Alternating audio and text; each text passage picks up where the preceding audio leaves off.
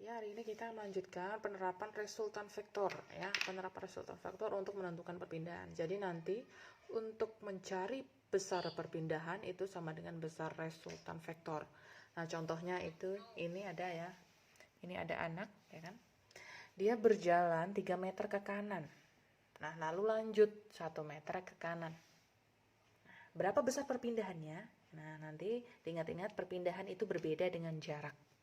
Nah, kalau perpindahan itu sama dengan resultan vektor. Jadi kita harus mencari garisnya dulu, garis resultannya. Ingat, garis resultan itu dari titik awal ke titik akhir.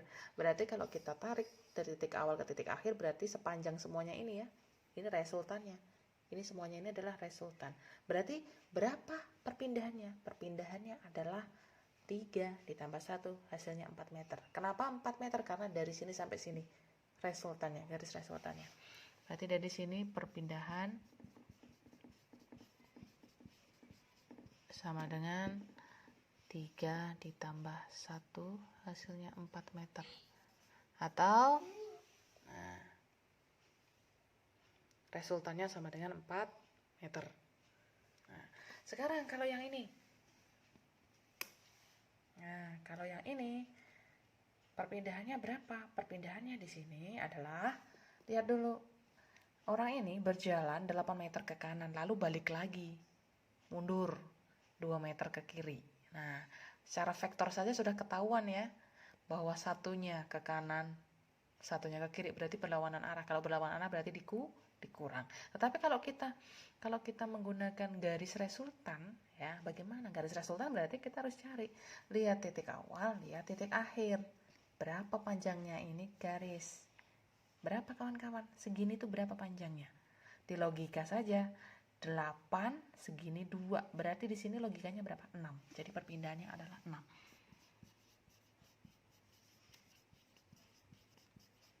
8 dikurangi 2 hasilnya 6 meter. Jika ya ini contoh nih. Contoh nanti jika misalkan ada orang ya, dia berjalan rutenya seperti ini dan ini tegak lurus kawan-kawan. Nah, maka saat kita mencari perpindahan berarti sama dengan resultan, ya kan? Maka resultannya yang mana? Cari titik awal, titik akhir, garis. Nah, sudah dapat nih garis resultan. Nah, besarnya berapa perpindahan ini? Nah, ini langsung menggunakan Pitagoras. Sudah jelas ya, sudah tahu karena ini berupa segitiga siku. Nah, andai kata modelnya seperti ini bagaimana? Ya, caranya sama. Jika garis R-nya nanti berupa garis miring, ya, nanti buatlah segitiga siku-siku. Jika misalnya belum ada garisnya, bagaimana? Ya, buat garis bantuan agar menjadi segitiga siku-siku. Kalau sudah, kita bisa menggunakan aturan Pitagoras.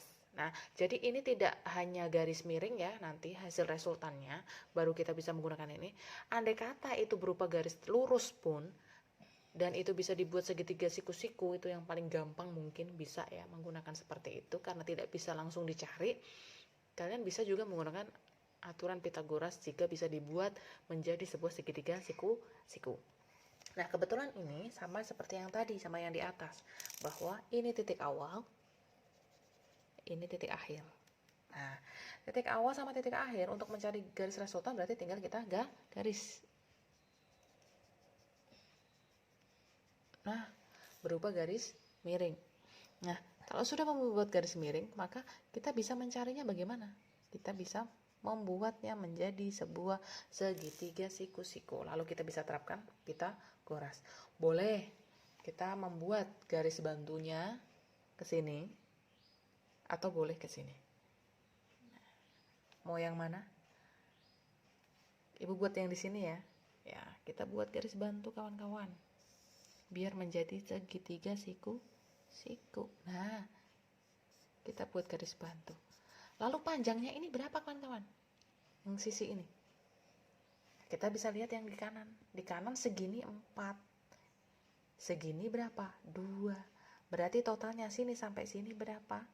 4 sama 2 berarti 6. Kalau di sini 6, maka di sini juga berapa? 6 meter. Nah, kalau sudah kita nyari yang di sini, sisi yang sini. Sisi yang di sini panjangnya berapa? Kita bisa lihat dari atas. Segini 6. Segini 6. Segini berapa? 2. Berarti 6 ditambah 2, berapa hasilnya? 8. Di sini 8, maka di sini juga adalah 8. Kita tinggal lihat saja, ini dipindah ke sini boleh. Segini 4, segini 2, berarti 6.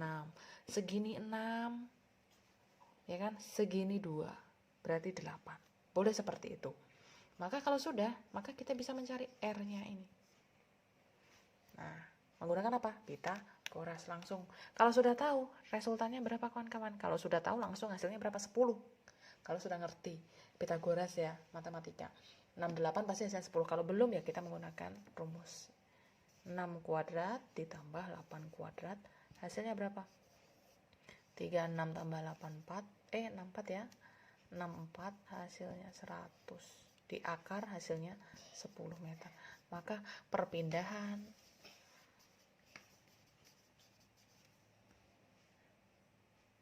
sama dengan 10 meter. Selesai. Jadi kita harus pintar-pintar melihat gambar. Nah, jika misal ada soal seperti ini awalnya, ini akhirnya. Jadi misal diberi panah berarti arahnya ke sana ya langsung ya. 8 meter ke sana, 5 meter ke kemana ini? Ke atas, baru 20 meter ke kanan. Nah, berapakah perpindahannya? Yang ditanya adalah perpindahan orang tersebut. Ingat-ingat, saat mencari perpindahan kita harus mencari garis resultan. Garis resultannya yang mana? Lihat titik awal, lihat titik akhir, lalu digaris. Digaris ya, garis putus-putus. Nah, jika itu berupa garis miring, berarti kita harus membuat apa? Segitiga dari garis tersebut. Jika belum ada garis yang tegak lurus untuk sisi-sisi lainnya, mari kita buat garis bantu. Garis bantunya bagaimana? Lihat aja dari sini boleh, di sini boleh, seperti ini ya. Atau di sini, di luar. Mau di luar ya, di sini aja ya. Oke. Nah, berapa di sini? Panjangnya yang di sini berapa yang? Kalau segini 5, maka di sini juga 5. Lalu segini berapa? Jika sekian 20, di sini 8, maka logikanya di sini berapa kawan-kawan? Di sini adalah 12 meter. Maka berapakah resultannya di sini? Atau langsung perpindahannya itu berapa? Jadi perpindahan langsung, karena bentuknya adalah segitiga siku-siku, boleh langsung pakai Pitagoras. 5 kuadrat ditambah 12 kuadrat. Jika sudah hafal langsung 5 12 hasilnya berapa? 13. Kita buktikan ya. 5 kuadrat 25 ditambah 144 hasilnya adalah akar 169, hasilnya 13 meter. Nah, kalau seperti ini soalnya, perpindahannya berapa? Kalau sudah ada panahnya berarti kita sudah tahu awal mana akhir ya. Yang ini awal, ini akhir. Berapakah besar perpindahannya? Perpindahan adalah resultan. Lihat titik awal, lihat titik akhir, baru garis. Nah, berarti sebenarnya kita tinggal mencari berapakah ini panjangnya segini itu berapa. Nah, tetapi agak berbeda dengan yang tadi. Kalau yang tadi kan bentuknya miring, kalau ini enggak. Lalu bagaimana mencarinya? Nah, harus jeli melihatnya bahwa jika di sini R, maka kita bisa mencari juga panjang ini dari sini. Garis ini itu akan sama dengan besarnya dengan garis ini. Nah, ini sama kawan-kawan. Nah, maka kita tinggal nyari berapa di sini. Sekalinya ini bentuknya adalah segitiga. Maka kita bisa cari. Saat di sini 4, di sini 12, maka kita akan bisa mencari sisi yang bagian sini. Jika kita sudah ketemu berapa panjangnya, maka di sini akan ketemu juga karena ini adalah siku. Kalau di sini 4, di sini 12, panjang totalnya, maka di sini berapa? Di sini adalah 12 kurangi 4, nilainya berapa? 8 meter. Nah, kalau sudah hafal Pitagoras, kalau sisi miringnya 10, satunya 8, pasti di sini nilainya berapa kawan-kawan? 6 meter. Nah, hasilnya di sini adalah perpindahan sama dengan 6 meter. Kalau sudah tahu ya 6 meter gitu ya. 6 meter. Atau boleh pakai caranya ya, boleh cara pakai Pitagoras. Maka perpindahan sama dengan, karena bukan sisi miring berarti 10 kuadrat dikurangi 8 kuadrat, hasilnya 100 dikurangi 64, hasilnya akar 36, hasilnya 6 meter.